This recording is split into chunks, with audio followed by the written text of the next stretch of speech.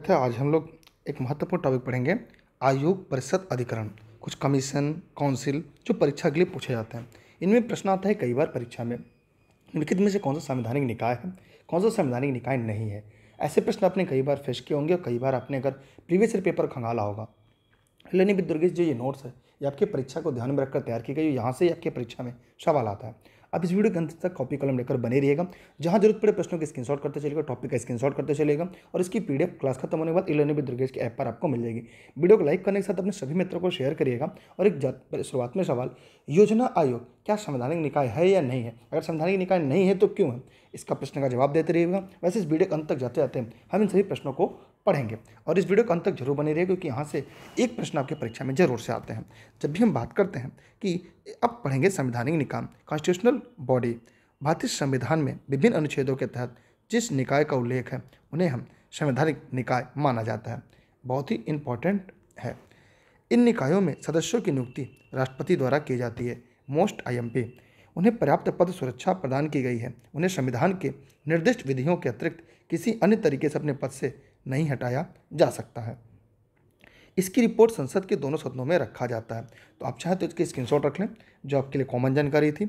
अब हम लोग पढ़ने जा रहे हैं पहला वित्त आयोग। ये बहुत ही इंपॉर्टेंट है, यहाँ से आपके परीक्षा में सवाल सीधे सीधे आते हैं। ये निःशुल्क क्लास आप सभी के लिए देश हित में और राष्ट्र हित में है। जी हाँ, वित्त आयोग का अर्थ न्यायिक एवं सलाहकारी निकाय है। वित्त आयोग के संबंध में अनुच्छेद 280 और 281 में उल्लेखित है। वित्त आयोग का एक अध्यक्ष और 4 अन्य सदस्य होते हैं जो राष्ट्रपति द्वारा नियुक्त किए जाते हैं। यह भी इंपॉर्टेंट है, ये भी परीक्षा में सवाल आते हैं। आयोग अपनी रिपोर्ट राष्ट्रपति को सौंपता है, जिसे वह संसद के दोनों सदनों के समक्ष रखवाता है।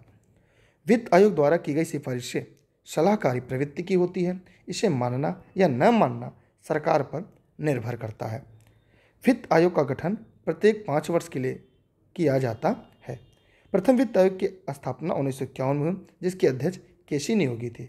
यह जो आपके सामने वित्त आयोग से जुड़ा हुआ टॉपिक है, ये बहुत ही इंपॉर्टेंट है। वर्तमान समय में वित्त आयोग के अध्यक्ष कौन है और कौन सा वित्त आयोग चल रहा है, क्योंकि इसका कार्यकाल 5 वर्ष का होता है। इसका जवाब अब इस वीडियो के कमेंट सेक्शन में दीजिएगा, या लर्निंग विद दुर्गेश के इंस्टाग्राम पर भी आप अपने प्रश्नों को उत्तर दे सकते हैं।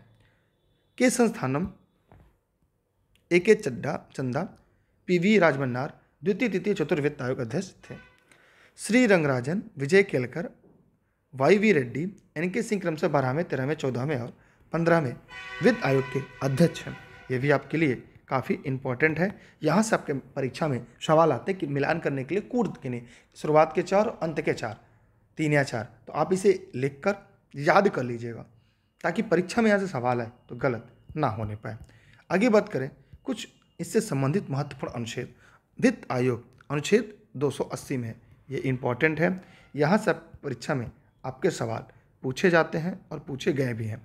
अनुच्छेद 315 323 संघ लोक सेवा आयोग, राज्य लोक सेवा आयोग, ये भी क्या है, एक संवैधानिक निकाय है, वही कहना चाह रहा है। अनुच्छेद 148 भारत का नियंत्रक और महालेखा परीक्षक कैग, यह भी एक संवैधानिक निकाय है। अनुच्छेद 223A केंद्रीय प्रशासनिक अधिकरण, यह भी एक संवैधानिक निकाय है।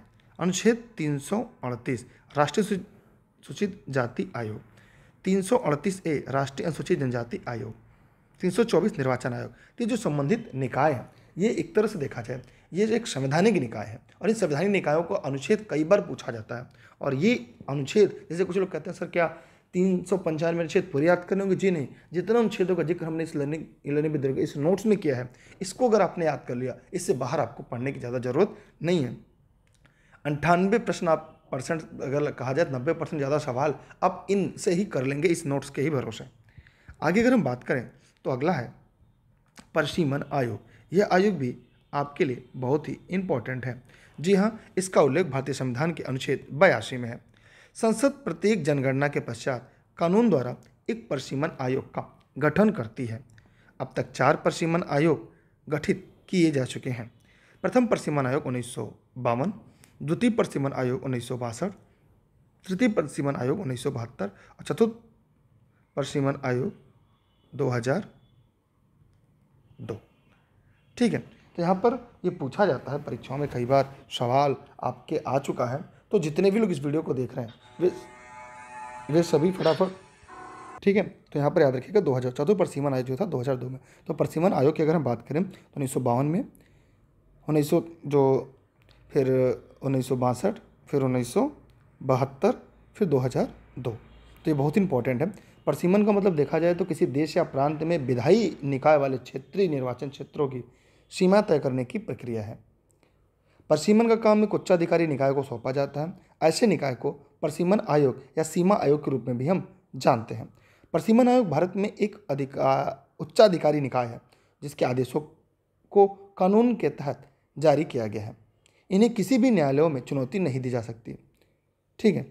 मतलब यह भी काफ़ी इंपॉर्टेंट है। आगे हम लोग चलते हैं। इनके आदेशों के प्रतिक्रिया संबंधित लोकसभा और राज्य की विधानसभा के सदन के समक्ष रखी जाती है, लेकिन उनमें इनके द्वारा कोई संशोधन करने की अनुमति नहीं होती है। आगे हम लोग चलते हैं, इसकी स्क्रीनशॉट के साथ आपके साथ बढ़ेंगे। एक है संघ लोक सेवा आयोग, ये भी इंपॉर्टेंट है। यूनियन पब्लिक सर्विस कमीशन भारतीय संविधान के भाग 14 में, यही पूछा जाता है किस भाग में है। अनुच्छेद 315 के तहत संघ लोक सेवा आयोग का प्रावधान किया गया है। आयोग के अध्यक्ष और सदस्य पद ग्रहण की तारीख से 6 वर्ष या 65 वर्ष की आयु जो भी पहले हो अपने पद को धारण करते हैं। इनकी नियुक्ति राष्ट्रपति द्वारा की जाती है। अध्यक्ष और सदस्य किसी भी समय राष्ट्रपति को संबोधित करके त्यागपत्र दे सकते हैं। अध्यक्ष और सदस्यों को दुर्व्यवहार और कदाचार के आधार पर भी उनके पद से हटाया जा सकता है। यहाँ पर इसके लिए इम्पोर्टेंट बिंदु था जो हमने आपको बता दिया, ठीक है। तो अब एक सवाल मेरा है कि संघ लोक सेवा आयोग के सदस्यों को हटाने की प्रक्रिया क्या है। कमेंट सेक्शन में जाइएगा और कमेंट करके जवाब जरूर दीजिएगा। हम बढ़ते हैं अगला, राज्य लोक सेवा आयोग, स्टेट पब्लिक सर्विस कमीशन। राज्य लोक सेवा आयोग का प्रावधान संविधान के भाग 14 में अनुच्छेद 315 से 323 में किया गया है। इनके अध्यक्ष और सदस्यों की नियुक्ति राज्यपाल द्वारा की जाती है। अध्यक्ष और सदस्यों का कार्यकाल 6 वर्ष या 62 वर्ष की आयु है जो भी पहले होती है। इसकी भी स्क्रीनशॉट आप लोग कर लीजिएगा, ये भी आपके लिए इंपॉर्टेंट है। अगर हम लोक सेवा आयोग से संबंधित कुछ अनुच्छेद की बात करें तो 315 संघ और राज्यों के लिए एक लोक सेवा आयोग, 316 सदस्यों की नियुक्ति एवं कार्यकाल, 317 अनुच्छेद 317 पब्लिक सर्विस कमीशन के सदस्यों की बर्खास्तगी और निलंबन, 320 अनुच्छेद 320 लोक सेवा आयोग के कार्य, 322 लोक सेवा आयोगों का खर्च, अनुच्छेद 223 लोक सेवा आयोग का प्रतिवेदन। तो ये आपकी परीक्षा के लिए इंपॉर्टेंट है।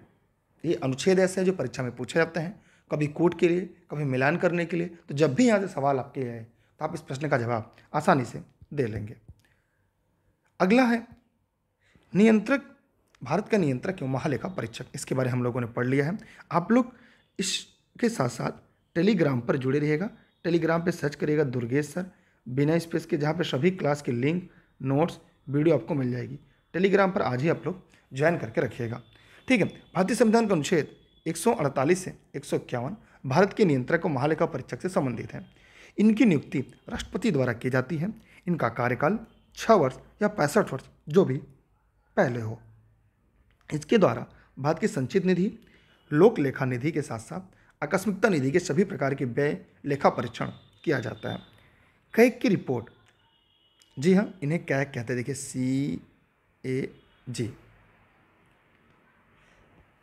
कैग की रिपोर्ट राष्ट्रपति, राज्यपाल, संसद के प्रत्येक सदन या विधानमंडल लोक लेखा समिति का निष्कर्षण से निकलता है। आप इसकी स्क्रीनशॉट रख लीजिएगा। यहाँ से सवाल आपकी परीक्षा में आता है, पूछा जाता है कि किस अनुच्छेद में, अनुच्छेद 148 में। अगला है राष्ट्रीय अनुसूचित जाति आयोग।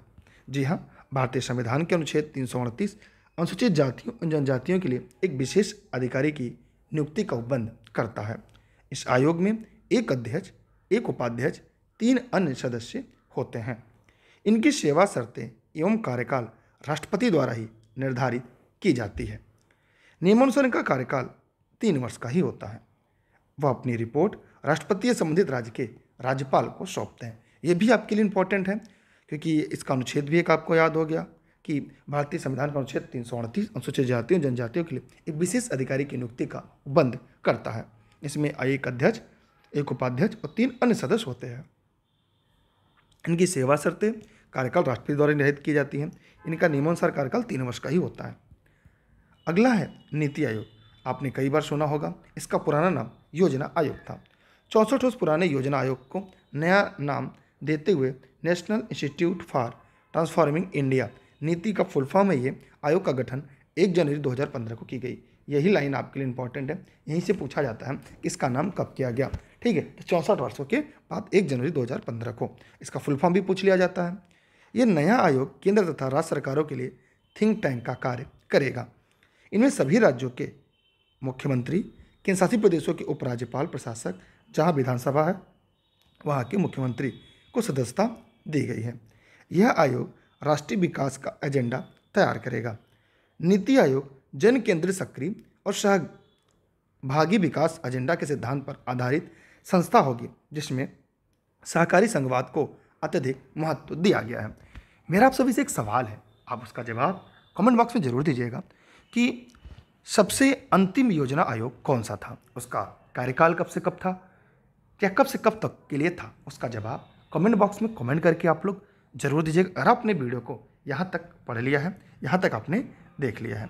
ठीक है, तो अब हम लोग देखेंगे इससे जुड़े हुए अन्य टॉपिक को। नीति आयोग का स्वरूप, नीति आयोग की अध्यक्षता प्रधानमंत्री करते हैं। इसके अतिरिक्त एक उपाध्यक्ष की नियुक्ति का भी प्रावधान किया गया है। अरविंद पनगड़िया इसके प्रथम उपाध्यक्ष नियुक्त किए गए थे। अब जरा कमेंट करके बताइएगा, वर्तमान में नीति आयोग के उपाध्यक्ष कौन है। अध्यक्ष तो हमेशा प्रधानमंत्री होते हैं, तो वर्तमान प्रधानमंत्री ही नीति आयोग के अध्यक्ष हैं, लेकिन उपाध्यक्ष का जवाब कमेंट बॉक्स में कमेंट करके आप जरूर दीजिएगा। अब हम नीति आयोग की अगर हम बात करें तो गवर्निंग काउंसिल सभी मुख्यमंत्री, केंद्र शासित प्रदेशों के राज्यपाल, प्रशासक, जहाँ विधानसभा है वहाँ के मुख्यमंत्री। पूरी इंपॉर्टेंट सीरीज है, इसलिए मैं बार बार कहता हूँ वीडियो को शेयर करिएगा, साथ में नोट्स बनाते चलिए, इसकी स्क्रीनशॉट करते चलिएगा, और चैनल पर नए हैं तो सब्सक्राइब करके बेल आइकन भी दबाते चलिएगा। विशेष आमंत्रित सदस्य विभिन्न क्षेत्रों के विशेषज्ञ प्रधानमंत्री द्वारा नामित। उपाध्यक्ष प्रधानमंत्री द्वारा नियुक्त किया जाएगा। पूर्णकालिक सदस्य जिनकी संख्या 5 होगी। अंशकालीन सदस्य 2 पदेन सदस्य तथा विश्वविद्यालयों के शिक्षक के क्रम के अनुसार। पदेन सदस्य 4 केंद्रीय मंत्री। CEO केंद्र के सचिव स्तर का अधिकारी, जिसे निश्चित कार्यकाल के लिए नियुक्त किया जाएगा। मेरा सवाल है CEO का फुल फॉर्म क्या होगा, जिसका जवाब कमेंट करके जरूर दीजिएगा। सभी लोग, जितने भी लोग इस वीडियो को यहाँ तक देख लिए हैं, फिर कमेंट करते रहें और ऐसे प्रश्नों को अपने साथ लिखते चलें। इसके बाद अगले टॉपिक जो हम लोग उसके बाद पढ़ेंगे। आप लोग इस वीडियो को शेयर करिएगा। अगर अभी तक आप टेलीग्राम पर नहीं जुड़े हैं तो टेलीग्राम पर आप दुर्गेश्वर सर्च करके ई लर्निंग विद दुर्गेश से जरूर जुड़िएगा, जहाँ पे सभी क्लास लिंक आपको मिलती रहेगी। इसकी PDF आपको टेलीग्राम पर मिल जाएगी। ई लर्निंग विद दुर्गेश के ऐप से भी आप सभी PDF नोट्स कक्षा 6 से लेकर 12 तक के सभी NCERT की प्राप्त कर सकते हैं। और इस वीडियो को अपने मित्रों को जरूर शेयर करिएगा और इस वीडियो को लाइक करिएगा। अगर आपने वीडियो को देखा है तो लाइक जरूर करिएगा। चैनल पर नए हैं सब्सक्राइब करके बेल आइकन दबाइएगा। इसके अलावा 2 और यूट्यूब चैनल है, super Ted with Durgesh sir, study with Durgesh sir, उस चैनल को भी सब्सक्राइब करके बेल आइकन दबा के रखिएगा। फेसबुक पर अगर वीडियो को देख रहे हो लर्निंग विद दुर्गेश पर तो उसे फॉलो करिएगा और लाइक करिएगा। और अपना अगर व्यक्तिगत सवाल है तो लर्निंग विद दुर्गेश इंस्टाग्राम पर आप अपने सवाल पूछ सकते हैं। इस तरह भारतीय संविधान सीरीज डे बाय डे आपकी आगे चलती रहेगी और जल्दी ही खत्म हो जाएगी। उसके बाद हम लोग आपके लिए एक नए सेशन की शुरुआत करेंगे। तब तक के लिए बहुत बहुत धन्यवाद। जय हिंद, जय भारत।